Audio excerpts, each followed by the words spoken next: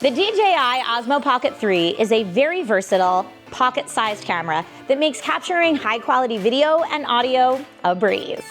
Just about every creator I know, including myself, uses this camera. If you recently picked one up, today's video is all about initial setup, so let's get started. Hey everyone, my name's Trisha Hirschberger, and today we are setting up my favorite creator camera, the DJI Osmo Pocket 3. But before we begin setup, make sure the camera is charged using a USB-C charger or one of the DJI portable chargers. It takes around a half hour to fully charge. Once it's charged, we need to activate the camera. The camera can be activated by downloading the DJI Mimo app on a mobile phone.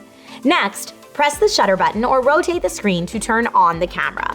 Make sure that your phone has Wi-Fi and Bluetooth enabled to launch the app, and tap the camera icon on the home page to connect the camera following the on-screen instructions. The Osmo Pocket 3 has no internal storage and needs a microSD card to store data. DJI recommends a card with a minimum UHS 1 Speed Class 3 rating for optimal transfer speed.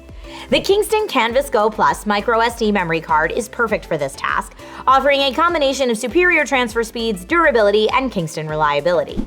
Seat your microSD card on the side of the device, and you'll clearly see on screen the amount of recording time you have remaining for your chosen resolution and frame rate.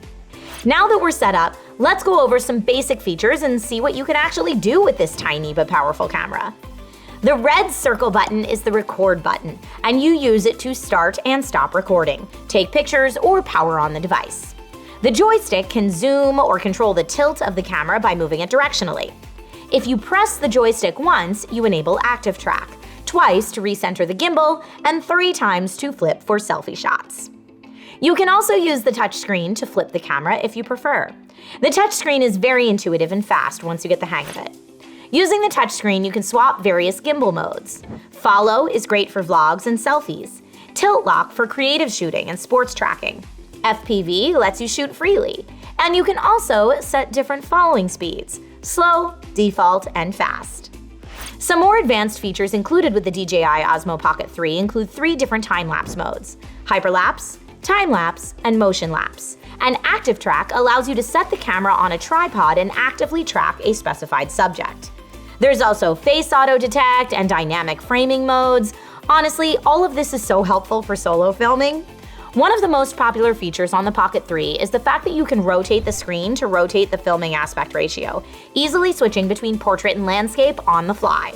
Simply rotate and hit continue. If you don't hit continue, rotating the screen vertically can also power off the device. There's so much you can do with this tiny camera that it's hard to cover all these things in under 5 minutes.